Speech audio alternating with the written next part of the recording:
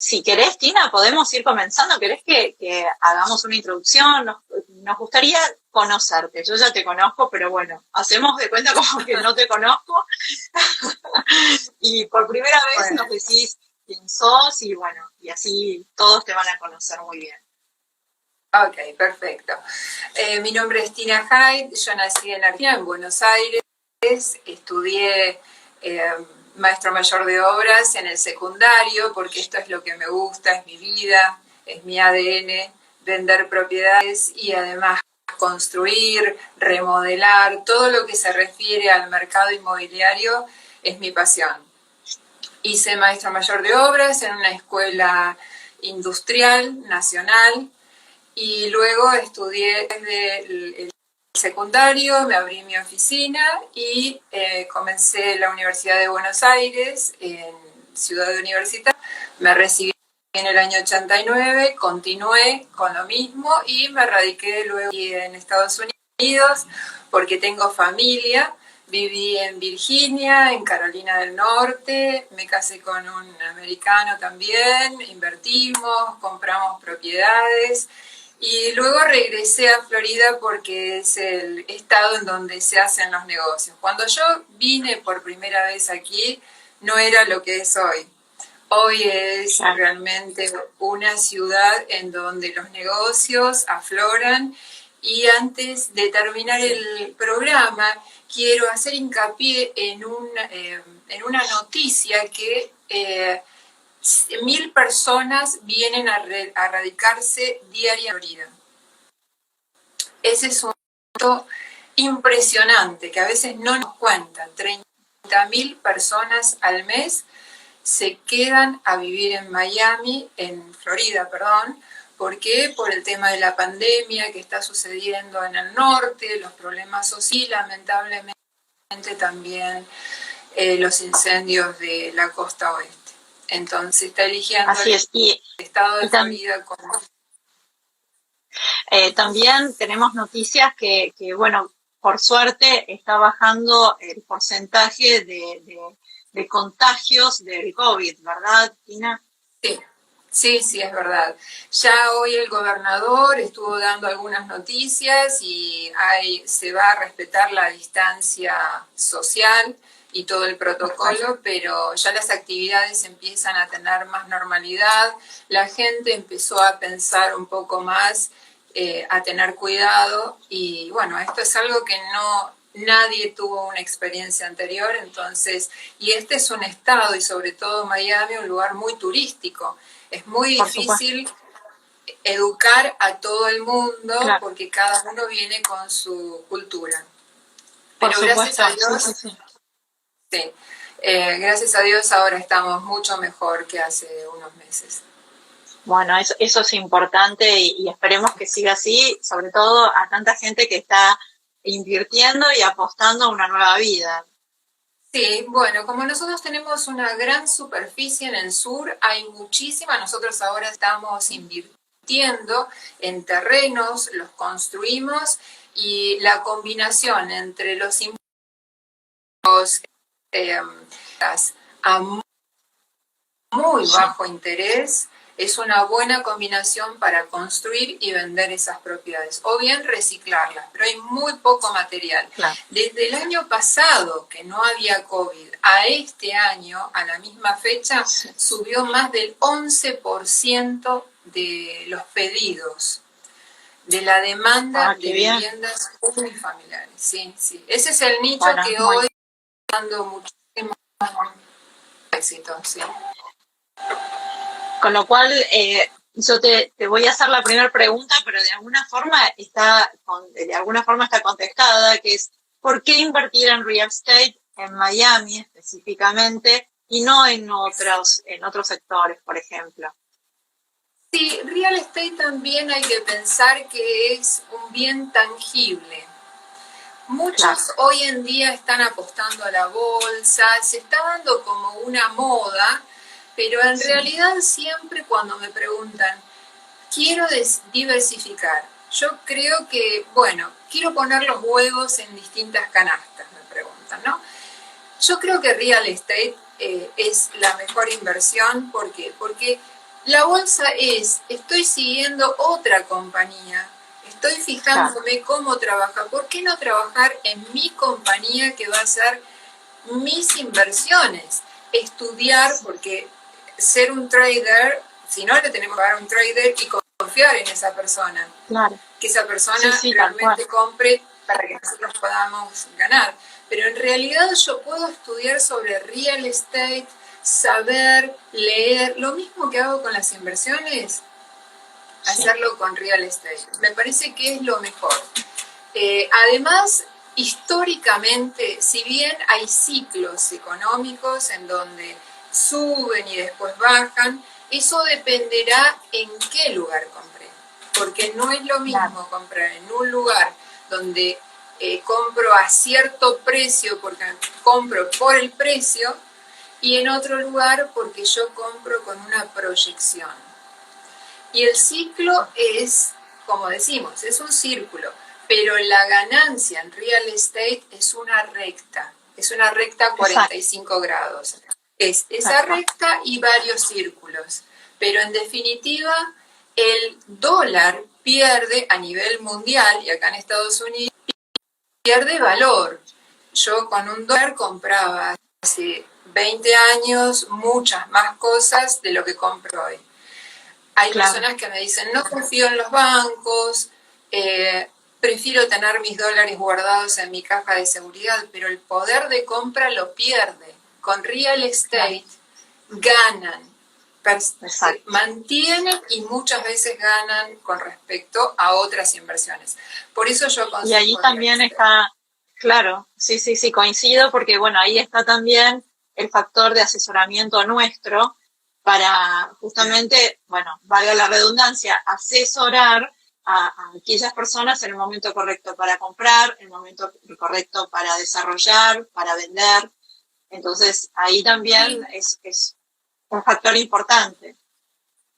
Sí, hacer un seguimiento y hacer una educación, sobre todo una educación. Hay mucha gente que se dedicó a no educar al inversor. El inversor le decía, bueno, yo compro lo que me digas, aconsejame. No, yo creo que hay que educar al inversor para que el inversor diga, yo deseo esto, ¿por qué lo deseo? Generar un inversor adulto, no un niño. Sí, exacto. Porque no un dependiente, no un inversor dependiente. Está muy bien.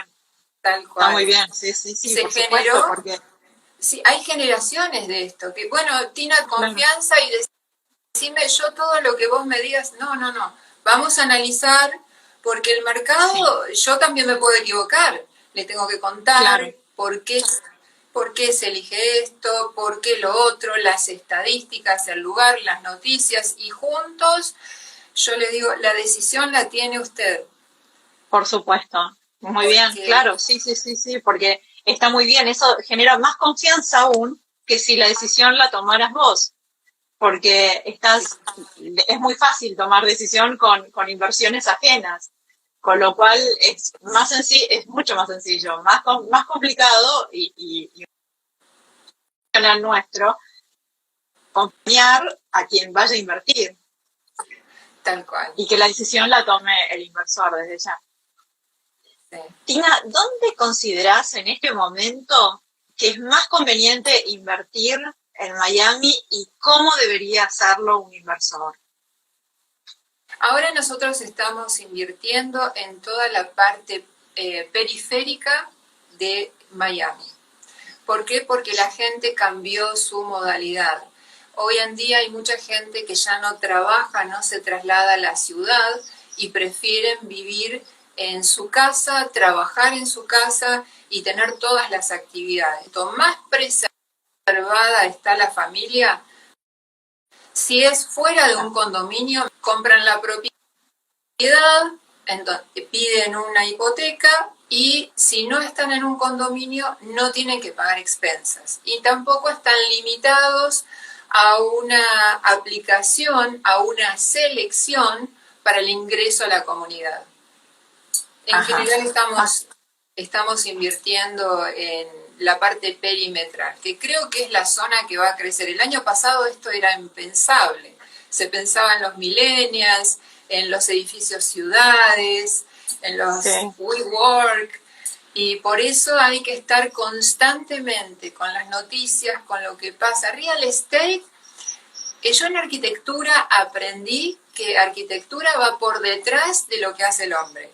En la parte del clasicismo, la gente estaba totalmente calma, admiraba la naturaleza, la perfección. En el barroco era todo. Y bueno, real estate es lo mismo. Es analizar al hombre, al ser humano, cómo va transitando, qué es lo que va a hacer y en base a eso invertir. Claro, así es, sí. Es muy buena tu visión sobre esto. ¿Y cuál es exactamente el lugar como para orientar a la gente que quizás conoce poco o quizás no conoce Miami, las zonas, por lo menos que comiencen a familiarizarse con los lugares? Sí, nosotros estamos invirtiendo en el sur de Florida, en la zona sur de Miami. Sería Homestead, sería Carroll Bay, Florida City, pero dentro de esa zona siempre tenemos una zona que es mucho mejor que otra. Y tratamos de invertir en la parte perimetral que pertenece al condado. ¿Por qué? Porque el condado, primero nació el condado y luego fueron naciendo las municipalidades. En el condado hay más facilidad para trabajar, menos impuestos, y cuando uno tiene que construir, la inspección es mucho más fácil. Los costos del agua, a veces hay conexiones de agua, la electricidad está combinada en algunos casos con el agua, y algunas municipalidades son muy caras. Entonces lo que tratamos de hacer es ir viendo la parte perimetral de esos lugares, o vamos analizando sobre todo caso por caso, pero generalmente en esa parte, Homestead, Carroll Bay. Vamos a aclarar que en vamos a aclarar que en Estados Unidos hay inspecciones, ¿verdad? Hay diferentes inspecciones que eso es lo que va a autorizar la compra o la venta. Exactamente, sí. Cuando uno compra una propiedad, generalmente tiene una inspección, ¿no? Cuando uno compra, tiene una inspección, pero a su vez, cuando uno construye, también tiene inspecciones de la municipalidad. La inspección que tenemos cuando compramos una vivienda va a ser la de un home inspector. Es el que va a decir si la propiedad está en condiciones, si esa propiedad uno puede confiar en el aire acondicionado, si lo que uno ve a simple vista está bien o no. Entonces, eso va a cuando uno hace una oferta, tiene 10 días para hacer la inspección, y si el inspector nos sugiere que tenemos muchos gastos, nosotros podremos retractarnos y obtener nuevamente nuestro depósito, el 100%, si se toman 10 días, ¿no? Antes de los 10 días. Y eso es muy importante, porque así se evitan los vicios ocultos que muchas veces hasta ni siquiera el propietario lo sabe. Claro, exactamente. En ese sentido es muy bueno el tema de la inspección. Y es un costo muy reducido, entre 100 a $350, y dependerá de la compañía. A veces nos hacen un detalle hasta con los costos, y uno puede negociar esos costos en el cierre. Quizás no se retracta, y si tiene 5.000 o 6.000 se baja y se sigue con la operación. Sí, además es un pequeño costo, pero además es una inversión de alguna forma, porque evita costos mayores en el futuro y los evita en realidad. Claro. Sí. Y la transparencia. Tina, claro, por supuesto. Tina, ¿vos aconsejás siempre comprar, por ejemplo, a algún inversor que va por primera vez y dice, bueno, yo no quiero comprar algo muy caro, quiero algo de precio bajo? ¿Siempre es una inversión comprar a precio bajo? No. Hay mucha gente que viene y me dice, bueno, Tina, yo compro en tal lugar porque sale, no sé, compro una propiedad a $30.000. Bueno, lo importante es comprar con una proyección a cuánto lo voy a vender. Porque si yo tengo una propiedad muy económica y le pongo mucho dinero para repararla, no lo voy a recuperar. Sin embargo, si yo tengo un terreno baldío bien ubicado, viene un desarrollador y me paga 10 veces más de lo que vale el terreno. Entonces, lo más importante, siempre hay una frase típica de todos los brokers y vendedores asociados que es location, location, location. La locación es muy importante. Eso es fundamental. Y después, bueno, la proyección. Para eso vos haces perdón, que te interrumpí. No. Para eso vos podés llegar a hacer como una calificación del tipo de comprador, bueno, como sí. para identificar qué tipo de inversión querría hacer y es adecuada para a este inversor. Claro, generalmente tenemos una charla previa y vemos cuál es el perfil del inversor. Hay personas que ya son más tranquilas, adultas, que ya han pasado toda la adrenalina de su vida y nos dicen, quiero comprar, pero quiero rentabilidad. Yo quiero tener mi porcentaje todos los meses y sé que a fin de año tengo un 6 o un 7% y nada más. Y hay otros que recién empiezan con toda la fuerza, quieren hacer el flip, quieren comprar en subasta y quieren duplicar y quieren tener adrenalina y quieren verlos. Y bueno, ese quiere seguramente otro producto. Siempre buscamos el producto para cada inversor, pero también muchas veces los orientamos dentro del mercado. Muchos vienen y nos preguntan, ¿puedo comprar una cochera? Y bueno, quizás en otro momento en Argentina era un negocio, pero acá una cochera no es un negocio. Acá tampoco. Claro, pero en otro momento era un negocio. Sí, claro, sí, es verdad. Claro, a veces me preguntan, ¿puedo hacer comercial? Y hoy comercial no lo recomiendo. ¿Por qué? Claro. Porque los restaurantes ya no tienen el mismo porcentaje de asistencia de la gente, la distancia social, ya hay un montón de cosas que se modificaron. Entonces, siempre vamos por detrás de cómo va la sociedad y cómo va el ser humano. Y en cuanto a que estás comentando de lo comercial, hay edificios que son comerciales, otros que son residentes. Hoy, por supuesto, la inversión estaría focalizada en residencias. ¿Y hay edificios que sean un mix? Sí, en algunos lugares sí. Generalmente lo que da el uso es la municipalidad. Uno tiene que ir al condado, entonces ahí en el condado dice multifamily, duplex, single family. Siempre el uso de la tierra lo da la municipalidad. Hubo casos, seguramente ustedes deben conocer Airbnb, Sí. ¿no? Bueno, había gente que vivía en una zona de single family, de familias residenciales. Y ellos decían, bueno, voy a rentar, voy a alquilar unos días por Airbnb. Tuvieron multas de hasta $50,000, porque rentas temporarias es el uso de hotelería. Entonces, cuando hay denuncias, la municipalidad viene y hace una multa. Entonces, el uso va asociado a la municipalidad. Hay que ver... es la municipalidad quien establece que ese terreno va a ser destinado, no el desarrollador. Exacto, no. Excepto que el desarrollador, por ejemplo, en la municipalidad de Miami, compre más de 9 acres. Si compran 9 acres, hace un proyecto y ese proyecto se presenta a la municipalidad hace un hearing, una reunión con los vecinos, opinan, cada uno da su opinión y después se llega a una resolución. Quizás se puede cambiar la zonificación, si es favorable para todos, pero siempre la zonificación la hace la municipalidad. Y para un inversor, bueno, hoy lo comentabas al inicio de la charla, que muchísima gente está invirtiendo en Miami para vivir.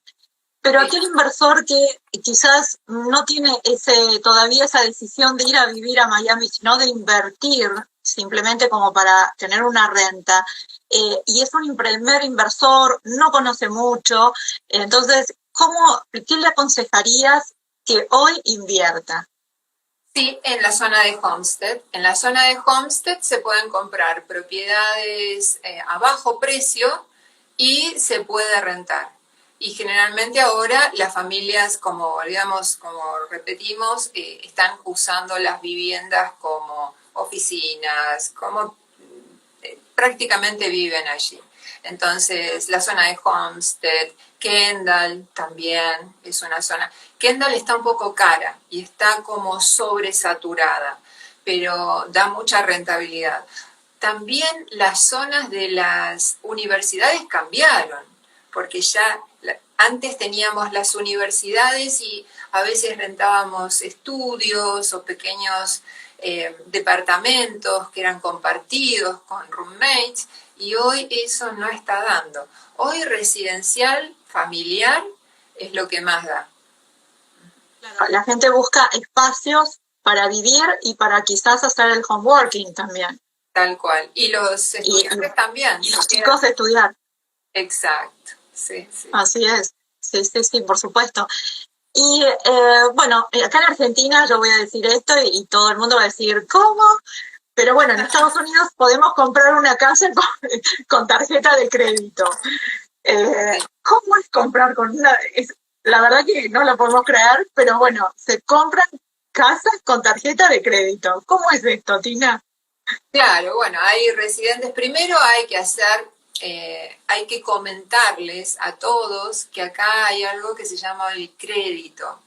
¿Qué significa el crédito? El crédito no es ir al banco y pedir un crédito para una propiedad. El crédito es algo que se tiene que asociar con credibilidad. La persona que viene a Estados Unidos, yo aconsejo que siempre compre un auto en cuotas. Hay veces que uno en Argentina dice, no, yo me voy y me compro el auto en efectivo, me voy a comprar todo en efectivo.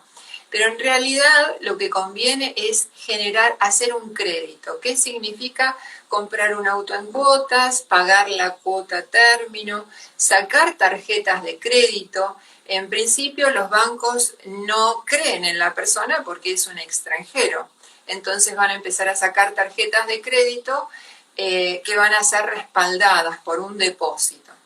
La persona abre una cuenta personal y si quiere abrir una tarjeta de crédito les van a decir, déjeme, no sé, $2.000 y use esta tarjeta de crédito prepaga hasta ese monto, hasta que verificamos si usted es una persona que es organizada, que cumple con los pagos, que no se excede. Entonces, a medida que va creciendo, uno puede sacar tarjetas en Macy's también, que favorecen comprar, y eso va a establecer un puntaje que va desde 300 a 850 aproximadamente, que es lo mejor. Una vez que uno va sumando esos puntos, ese récord, que también al pagar la electricidad, al pagar el teléfono a término, cuando saco una tarjeta de crédito y el límite es un 100%, debo usar menos del 30% para sumar, para mostrar que los bancos le prestan dinero a la gente que no necesita dinero. Eso es lo básico. Entonces, a diferencia de acá. Claro, entonces cuando yo pido una tarjeta de crédito y la uso poco y la pago rápido, eso suma puntaje. Ahora, hay tarjetas de crédito también que cobran 0 interés. ¿Qué significa? Que yo voy, pero eso depende del banco. ¿Por qué lo hace el banco? Uno empieza a pensar, pero si el negocio del banco es cobrar intereses, ¿por qué me van a dar una tarjeta? ¿Dónde está esa mentirita? ¿Qué pasa acá? Es por un tema de marketing. Ellos dan tarjetas, entonces no tienen que hacer marketing, simplemente la gente toma esa tarjeta, la usa y puede pagarlo sin ningún interés en 24 meses, en 6 meses, la usan para pagar deudas también. Acá hay negocios que también tienen tarjetas como Home Depot, que es un lugar parecido a Easy, y se piden las tarjetas a cero, a IKEA, donde se compran muebles y se compran a 6 meses a 0% también. Dependerá del crédito. Recién ahí nosotros empezamos a ganar puntos. ¿Sabés que no te escucho? ¿Vos me escuchás? ¿Estás ahí? A ver. Sí, ahí está. ¿Ahora sí? ¿Me Ok. escuchabas? Sí, perfecto, yo te escuchaba bien. Bueno, y básicamente lo que hace la gente es retirar dinero de esas tarjetas, cash out, para pagar los anticipos de una propiedad. Recuerden que acá para el residente y para el ciudadano hay muchos planes como el FHA, que es el 3,5 del valor de la venta de la propiedad, el préstamo. ¿Qué quiere decir? Que si yo voy a pedir una casa de $400.000 que quiero comprar, si yo tengo un buen score, si tengo un buen crédito, les muestro que yo siempre hice los deberes, si tengo quizás obviamente un recibo de sueldo, un respaldo en el banco, que no estoy justo en el banco, que cobro el cheque y pago las cosas, me hacen todo un estudio, que es un cálculo. Voy a poder comprar una propiedad a FHA. Tengo que hacer un full disclosure, que no soy abogada, no soy contadora y no soy mortgage broker, porque no estoy dando un consejo legal, ¿no? Pero, No, claro. Pero básicamente acá uno puede comprar, imagínense, $400.000 y solamente de anticipo pagan el 3,5, no es nada. Y el interés depende también del crédito, y van a calificar la propiedad y califican a la persona. Puede estar entre hoy 2,5 anual a 3 o como mucho 4%. Es el momento. Porcentaje soñado. Exacto. Pero también el crédito y el mostrar que uno hizo las cosas bien es porque es un sistema. Sí, Y claro. yo creo que estamos al interés más bajo históricamente de Estados Unidos, así que es el momento para... Es el momento ideal. Y Tina, con respecto a esto, un inversor que no va a residir en Miami, como decíamos, es una inversión para renta. En este caso, ¿cuáles son los pasos para, en este caso, si conviene comprarlo en forma personal, en forma corporativa? Si lo corporativo tiene que ver con lo que nosotros acá conocemos como sociedad, y en ese caso también, bueno, acá nos preguntan, ¿un extranjero tiene acceso al crédito? También te lo iba a preguntar esto, o sea, ¿puede una persona que no reside en Estados Unidos calificar para un crédito? Sí, hay distintos tipos de bancos. Hay bancos que prestan a extranjeros y hay bancos que no prestan a extranjeros. Entonces, hay bancos que sí, y generalmente lo que piden son certificaciones de contadores para que respalden cuál es el ingreso y las cuentas, los resúmenes bancarios. Y después, bueno, dependerá de qué banco. El mortgage broker, que es la persona que uno generalmente contrata para que lo asesore cuál es, dentro del perfil del inversor, cuál es el banco que le conviene, no le cobra ningún tipo de fee a la persona que está buscando el crédito, se la paga el banco. Entonces, para que se queden tranquilos las personas que están escuchando, ¿no? Porque no es una cuestión de contratar a un mortgage broker y uno le suma un gasto. Uno teniendo un mortgage broker lo va a asesorar exactamente en qué punto del mercado, y mucho más ahora que está corriendo bastante. Pero básicamente le van a pedir resúmenes bancarios, le van a pedir las certificaciones del contador, y en base a eso también el porcentaje no va a ser 2,5 o 3%, seguramente va a ser más. Va a depender de la propiedad, como decíamos, que califique. Si es comercial va a tener más riesgo. Hay que ver distintos tipos de... No es tan fácil, es como una especie de fórmula y es una combinación entre el que va a aplicar, la propiedad y el banco. Son 3 factores que se tienen que ir juntando y el mortgage broker va a ir sacando cuál es la mejor opción. Claro, seguro, sí, sí, sí.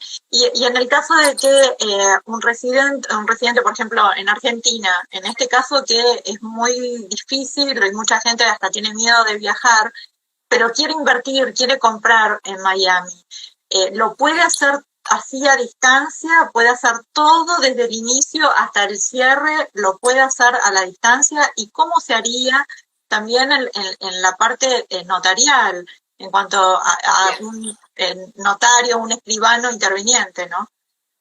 Bien, perfecto. Supongamos que viene un cliente y te pregunta que quiere comprar en Miami, justo en el área que nosotros estamos ofreciendo. Sí. Le enviamos una cierta cantidad, hago todo el proceso para aquellos que puedan verlo bien. Le buscamos una propiedad y encontró la propiedad que le gusta, se la mostramos de forma virtual, le enviamos los gastos que tiene que hacer, porque generalmente él va a querer saber exactamente cuánto va a tener que gastar. Lo asesoramos, que ahora después paso, para hacer una LLC, que le conviene, que después vamos a explicar por qué. Cuando ya tiene eso listo, nosotros le vamos a enviar un contrato. El contrato de la Asociación de Realtors es un formulario en donde nosotros llenamos dentro de varios ítems el valor de la oferta, ¿no? Entonces, ahí se llega a un acuerdo, puede ser o no que se deje un depósito. En el caso de dejar el depósito, se deja en una escrow account. Una escrow account es como una cuenta que está blindada, protegida por abogados, que no la tengo ni yo en mi cuenta, ni la vas a tener vos. Es una cuenta que si en algún momento hay algún problema entre comprador y vendedor, va a haber alguien que tiene que ser un árbitro y va a ser neutral. Entonces ese dinero está protegido. Se deja el depósito allí en la escrow account y en ese contrato que fue firmado por ambas personas se establece el momento del cierre. El cierre es la escritura.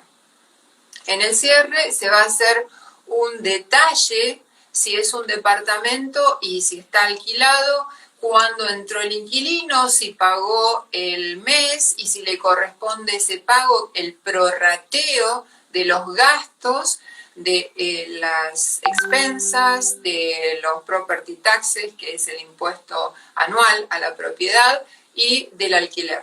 Y si tiene algún otro tipo de gasto. Se investiga si hay algún lien o un gravamen sobre la propiedad y siempre se considera que cuando se vende la propiedad se vende absolutamente limpia, de ningún tipo de problemas, excepto que entre las partes acuerdan escritamente que se hace, por ejemplo, si hay un lien, que el comprador se hace cargo. Pero siempre el vendedor y el comprador dejan en ese momento la propiedad limpia.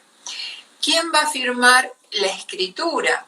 El guarantee deed es el vendedor. El comprador no va a firmar.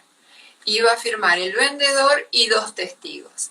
En el condado de Miami-Dade se hace la registración y se coloca en el condado. ¿Qué quiere decir? Que el comprador, si no viene, le enviamos por DHL el documento y después él lo puede mirar en la web. Seguramente va a aparecer el mismo documento que va a tener él firmado por los testigos, apostillado y además con el sellado del contrato. ¿Y hay un plazo para que le llegue ese contrato al comprador o no?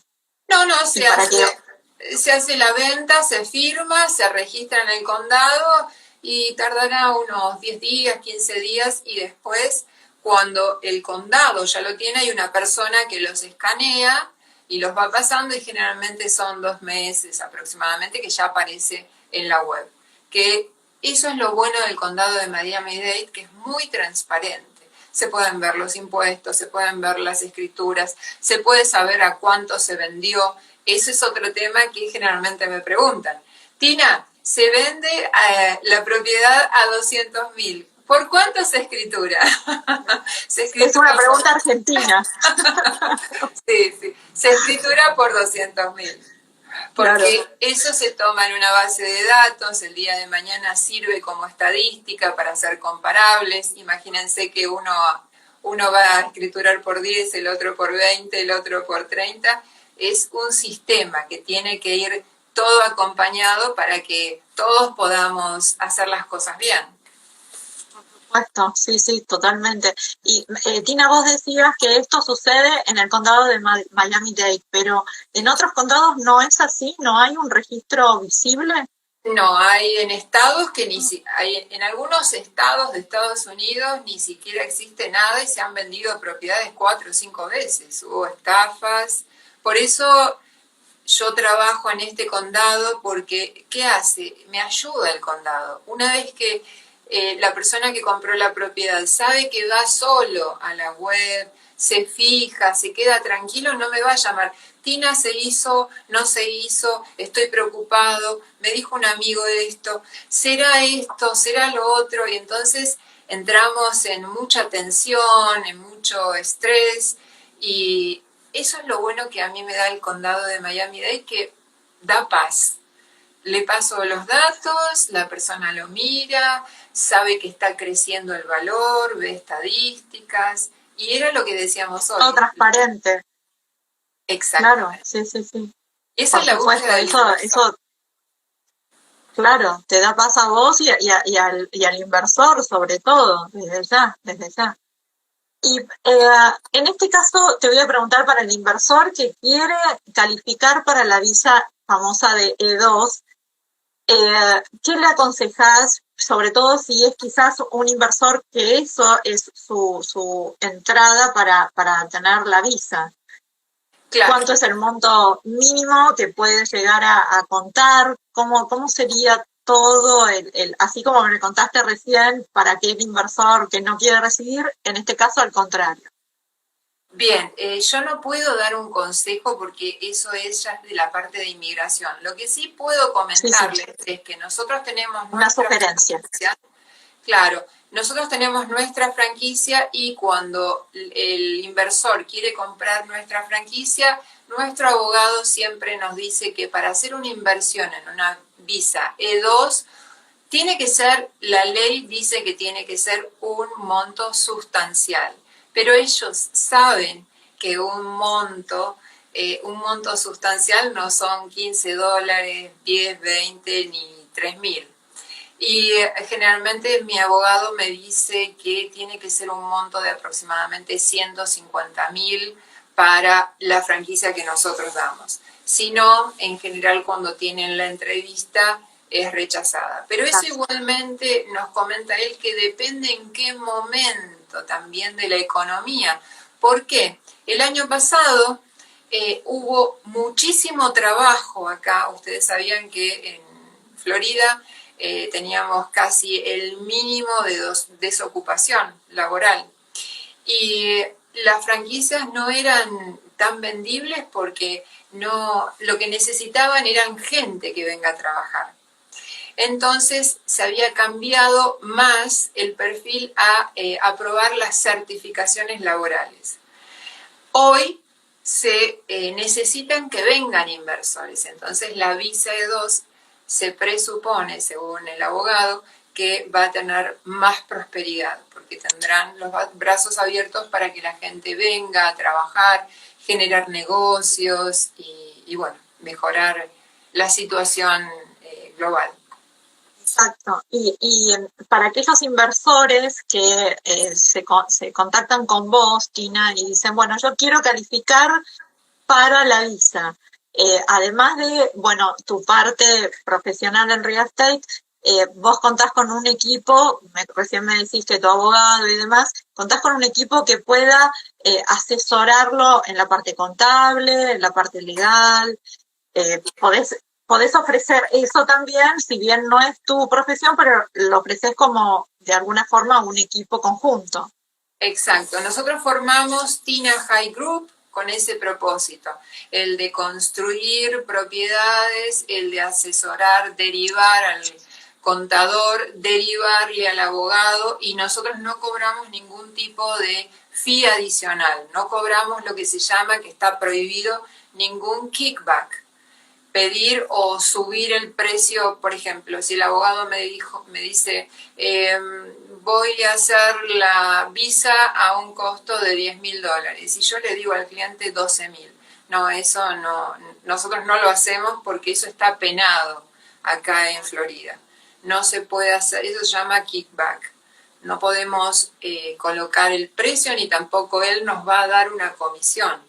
Nosotros lo derivamos porque es un buen profesional y sabemos que podemos recomendarlo o que trabaja con nosotros. Pero así también el contractor, el contador, la bookkeeper, cuando le arman todos los, ¿cómo se llama? La tenencia de los libros y todo ese tema. Perfecto, eso es bueno para aquellas personas que quieran invertir, saber que si no conocen profesionales, bueno, vos contás con un equipo que puedan asesorarlo en conjunto, que trabajan en equipo justamente. Y eso es importante. Sí, sí, es muy importante. Tina, por supuesto, sí. Aquellas personas que están invirtiendo y dicen, bueno, pero yo no voy a estar viviendo en Miami. ¿Quién se hace cargo del mantenimiento, si es que lo hay, o de la renta? ¿Cómo podemos en esto asesorar a la gente? Cuando la persona compra una propiedad con nosotros le hacemos la administración sin cargo por 6 meses y luego de los 6 meses les cobramos $100 para hacerle un trabajo integral. ¿Qué significa? Si el inquilino no pudo ir a pagar al banco, podemos ir a cobrarle, o si tiene que ir a pedir un money order o asesorarlo, también ayudarlo al inquilino o al tenant para el pago, lo hacemos. Para pagar los impuestos, para pagar las expensas y cualquier tipo de problemas que surja de la administración. Eso lo hacemos nosotros. En el caso que compren con nosotros, 6 meses sin cargo. Y en el caso que ya tengan la propiedad, cobramos $100. Y el trabajo también es integral. Es bueno comentar, para que no se vaya el programa, con respecto a la LLC. Eso es importante. Claro, que se me había pasado al principio cuando estaba hablando de la escribanía, de la oficina de cierre. La LLC generalmente nosotros la recomendamos porque es una entidad en la cual se pueden deducir los impuestos. En el caso de comprar en forma personal, si uno decide vender la propiedad, el IRS, que es la entidad, como si, para dar un símil. Como FIP.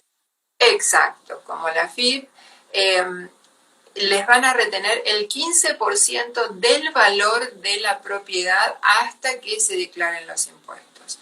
Esto es razonable, porque si no vendría cualquier persona de cualquier país, compra una propiedad, la vende, se lleva la ganancia y no deja el dinero que corresponde en el país que se genera esa ganancia. Entonces, lo que aconsejamos es hacer una LLC. Nosotros hacemos la LLC, la registramos en el IRS, en el IRS y abrimos la cuenta bancaria por $850. Ese es el primer paso. Si ellos llegan a comprar una propiedad nuestra, de nuestros listings, nosotros le devolvemos los $850 porque la idea no es que el inversor vea una sumatoria de gastos. La idea es que el inversor termine siendo nuestro socio, que compre y que venda y que así a largo plazo podamos tener una buena relación que ambos podamos. ¿Y las LLC pueden ser integradas por la misma familia, por ejemplo? ¿Puede ser socios que no tengan relación entre sí? ¿Puede llegar a ser así? ¿O unipersonal? Sí, puede ser de un miembro o Sí, no hay un número máximo. Tienen que perfecto. ser mayores de edad todos. Claro. Tina, nos preguntan, ¿ustedes buscan a los futuros inquilinos? Sí, también. Nosotros cuando tenemos una propiedad y está a la renta, le hacemos un screening, les hacemos una especie de investigación a la persona, les pedimos los datos y le pedimos una autorización al inquilino para que una entidad le haga toda la investigación. Si viene de otro estado, recuerden que estos son 50 estados y entonces son como países. Si viene de Nueva York o de otro estado, se hace un estudio interestatal para no tener ningún tipo de problemas. Generalmente pedimos antecedentes criminales, misdemeanors. Misdemeanors son cosas menores.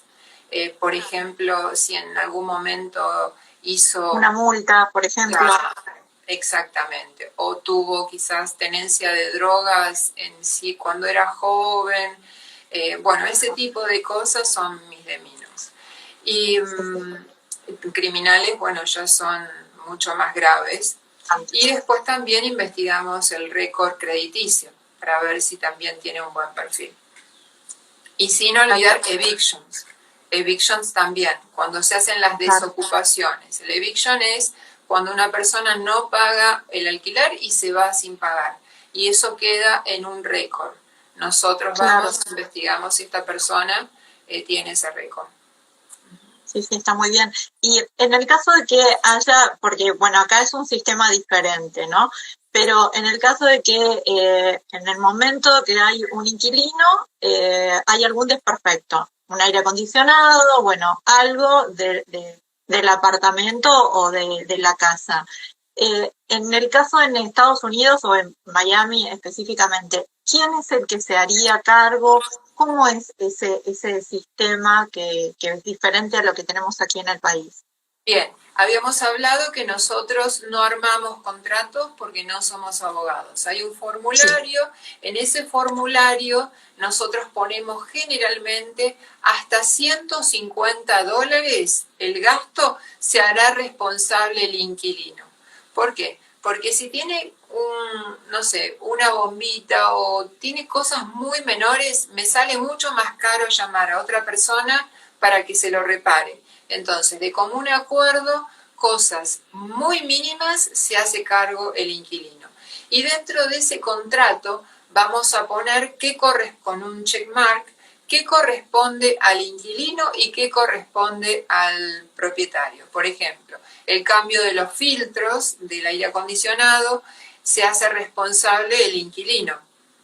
Y lo que se refiere a todas las reparaciones, si hay un problema, no sé, en una cañería, no, ya es un tema que corresponde al propietario o al condominio, dependerá en dónde está ubicado el caño, si está por dentro o está por fuera. Y si es por desgaste o si se hizo por algo físico, algo que fue intencional. Entonces dependerá de eso. Para eso también se le pide un depósito. Cuando ingresa el inquilino, generalmente se pide el primer mes de adelanto, el último mes y un mes de depósito.